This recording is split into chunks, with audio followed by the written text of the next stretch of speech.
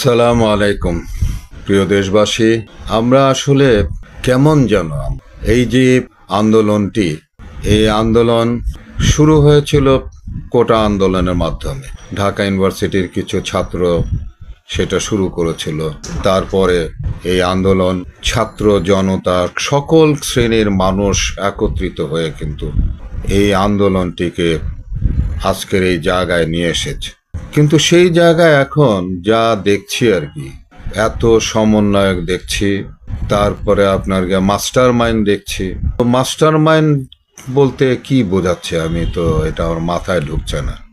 Master mind বলতে কি বোঝাচ্ছে? তাহলে যারা জীবন দিয়েছে সেটা কি মাস্টার মাইন্ড করেই কি এই জীবনগুলো, মানে এই মানুষগুলো মারা গেছে? তাহলে তো এদের দায় দায়িত্ব তাদেরকে নিতে হবে। তাহলে তো এগুলো তো যদি মাস্টার মাইন্ডরা যদি বলে যে মাস্টার মাইন্ডরা এই কাজ করেছে, তো তাহলে কি সাইদকে গুলি তাহলে কে করেছে? তাহলে তো মাস্টার মাইন্ডের মাথায় তাহলে আছে। তারপরে যে প্রথম দিন যে ৬-৭ জন মারা গেল, তাহলে এটাও তো তাহলে মাস্টার মাইন্ডের মাথার মধ্যে আছে। তো এই যে এতগুলো জীবন এবং এতগুলো মানুষ আহত হয়েছে, এগুলো কি মাস্টার মাইন্ডের মাথার মধ্যে আছে? এগুলো কি ছিল? তাহলে যদি এটি থাকে মাস্টার মাইন্ডের, তাহলে তো তাকেও জবাবদিহি করা উচিত। তাদের তো জবাবদিহি করতে হবে। এই মৃত্যুর দায় দায়িত্ব তো তাহলে তাদেরকে নিতে হবে। এটা কোন ধরনের কথাবার্তা হচ্ছে?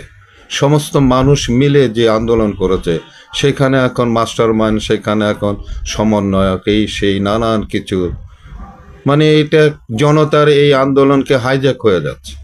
সকল মানুষের যে আন্দোলন সেটা হাইজ্যাক হয়েছে। আমি কেন এই আন্দোলনের সঙ্গে যুক্ত হয়েছি? আমি তো এই আন্দোলনকে, আমার যে বিষয় ছিল এটার আমি বলবো যে প্রথম আমি আন্দোলনটি করছে আমার ঘরের মধ্যে, যেটি পিনাকি সাহেব মানে যে আন্দোলনটি শুরু করেছিল, যে ইন্ডিয়ান পণ্য বর্জন করা, সেই ইন্ডিয়ান পণ্য বর্জন করাটা তো আমার ঘরে আমি প্রথমে শুরু করেছি এটি। তা আমি তো বরঞ্চ তার এখান থেকে কিছুটা উদ্বুদ্ধ হয়েছে। তো এখন এই পিনাকি সাহেবকে কি এই মাস্টার মাইন্ডের মাথার মধ্যে ওনার সঙ্গে যোগাযোগ ছিল? এটা ক্লিয়ার করতে হবে। এই যে আমরা অনেক মানুষই কিন্তু ইন্ডিয়ান পণ্য বর্জন কিন্তু করেছি আমরা, তো সেইখান থেকে এবং ইন্ডিয়ান যে বিষয়গুলো যেগুলো ছিল, সেই সমস্ত জিনিসগুলো আমাদেরকে যেভাবে পীড়া দিচ্ছিল, তারপরে এই যে আপনার শেখ হাসিনার বলা যেটি, যে আমি ইন্ডিয়াকে যা দিয়েছি ইন্ডিয়া সারা জীবন মনে রাখবে, এটা কি মাস্টার মাইন্ডের মাথায় ছিল? তো মাস্টার মাইন্ড কি তাকে দিয়ে বলাইছে? এটা আরো এরকম আছে, রাজাকারের বাচ্চা বলা, এটাও কি তাহলে তার মুখ দিয়ে কি মাস্টার মাইন্ডরা বলাইছে? এই যে মানে ক্ষোভ, এই যে এই জিনিসগুলো, এগুলো মানে তাদের মধ্যে থেকে, যেমন কাদের সাহেব বলেছে আমার এদেরকে দমন করার জন্য ছাত্রলীগে যথেষ্ট, তাহলে কি কাদের সাহেবকে কি মাস্টার মাইন্ডরা দিয়া বলাইছে? এ ধরনের কি ধরনের কথাবার্তা হচ্ছে এগুলো? তো মানুষের মধ্যে তো আরেকটা নতুন করে ক্ষোভের সৃষ্টি হচ্ছে। এই সকলের অর্জনকে এখন কিছু কিছু মানুষ তাদের অর্জন, এগুলো তো বলা কি এগুলো ঠিক হচ্ছে? এই যে আমি যে কথা বললাম যে ইন্ডিয়ান পণ্য বর্জন করা, তারপরে যে আমি যেটি দেখলাম যে করিডোর দিয়ে দেওয়া, বাংলাদেশের মধ্যে দিয়ে করিডোর দিয়ে দেওয়া, এগুলো আমার মধ্যে ক্ষোভের সৃষ্টি হয়েছে। আমি অত্যন্ত ক্ষোভ মানে তারপরে এই যে মানে এদেরকে রাজাকারের বাচ্চা বলা, অমুক বলা, তমুক বলা, তারপরে যে কাদের সাহেবের কথা, আরেকজন বলেছে আমাদের যা গুলি আছে সেই গুলি শেষ মানে প্রতিদিন মানে এত গুলি করলে পরেও সেগুলো গুলি শেষ হবে না।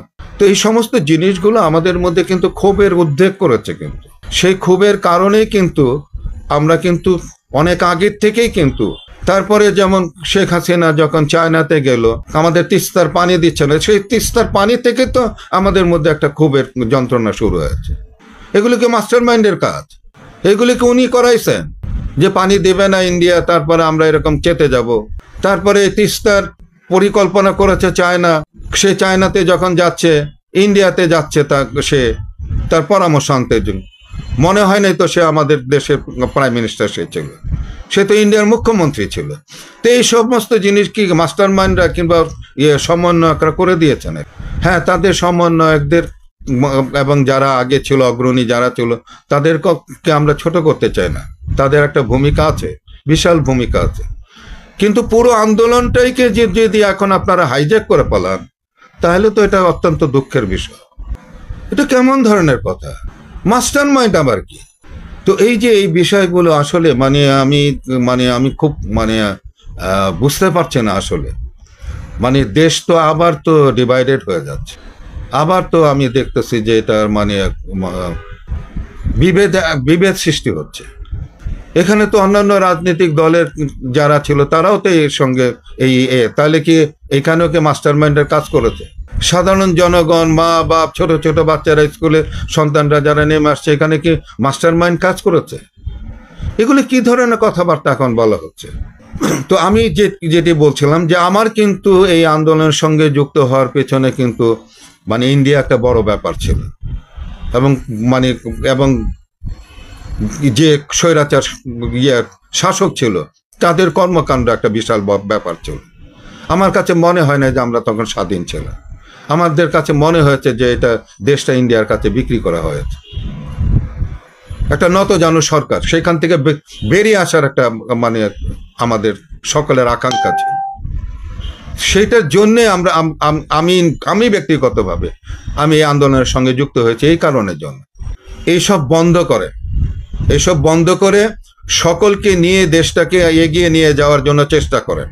কারো একক প্রচেষ্টায় এই বিপ্লব সাধিত হয়নি, কিন্তু কারো একক প্রচেষ্টায় কিন্তু হয়নি, কিন্তু সকল মানুষের, বেসরকারি স্কুল কলেজের থেকে তারা যদি না আসতো, এমনকি আপনারা যে বলতে চাচ্ছেন যে এরকম ভাবে মাস্টার মাইন্ড, তাহলে মুগ্ধ যে জীবন দিল সেটা কি আপনারা এর মধ্যে কি কোনো কারসাজি আছে?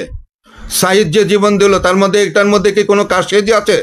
আমার তো এখন প্রশ্ন করতে ইচ্ছে করছে। আমি আশা করব সকলেরই শুভ বুদ্ধির উদয় হবে এবং সকলে মিলে যেন দেশটাকে আগামী প্রজন্মের জন্য একটা জায়গা আমরা নিয়ে যেতে পারি, সেই চেষ্টা যেন করি। এরকম আবার নতুন করে বৈষম্য আপনারা সৃষ্টি করেন না। বৈষম্য বিরুদ্ধে আন্দোলন দিয়ে এখন আপনারা নিজেরাই কিন্তু বৈষম্য তৈরি করছেন। আল্লাহ হাফেজ।